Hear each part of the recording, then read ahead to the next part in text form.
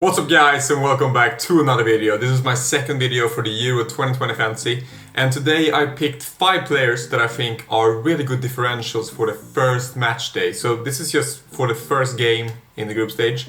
If you're not going to use your wildcard in the second game or your limitless or any other ships, then maybe these players are not for you.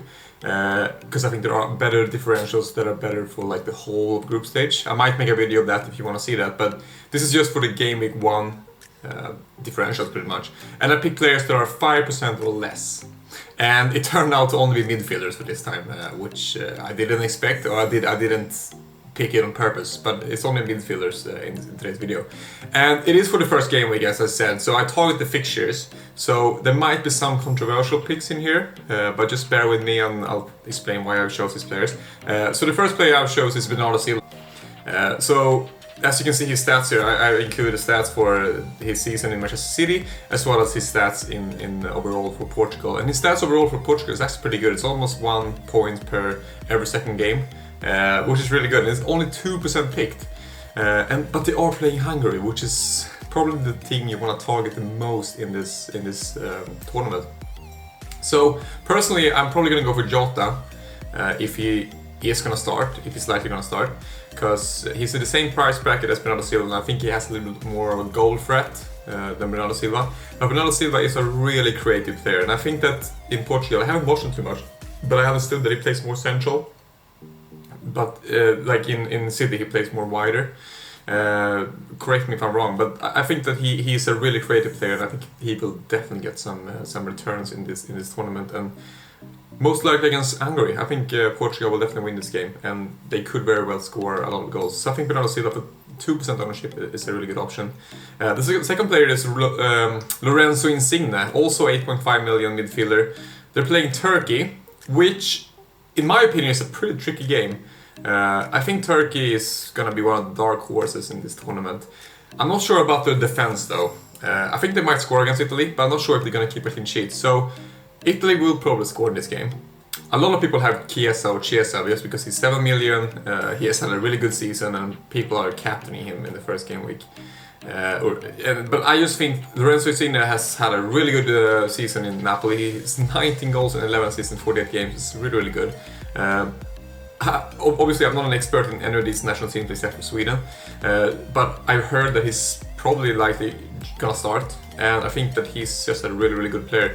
And for 4% ownership, since everyone else is going for Chiesa, why not just go for LORENZO INSIGNE? He is more expensive, so if you can afford it, I would probably go there. The third player is Gareth Bale. So Wales is not a team I would like to have a lot of players from, especially not throughout the whole group stage. But their group is not too bad, and they are playing Switzerland in the first game, and I think Switzerland, they're not amazing. They're definitely not amazing, and even though Wales are not amazing either, they do have some pretty good attacking players, and I think that they will definitely score in this group stage, and why not in the first game against Switzerland? Gareth Bale showed some really good form in Tottenham.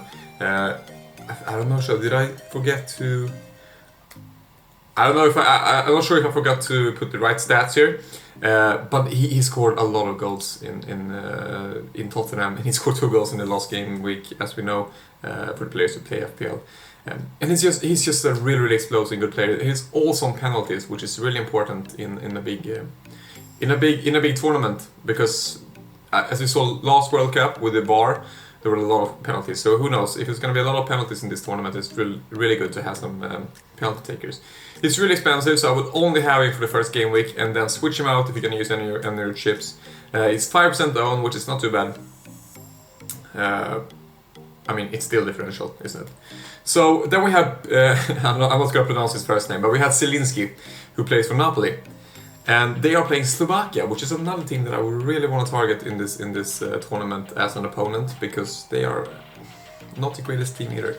And Poland are good. They have Lewandowski up front, and who's going to provide the balls for Lewandowski? Who's going to be the creator?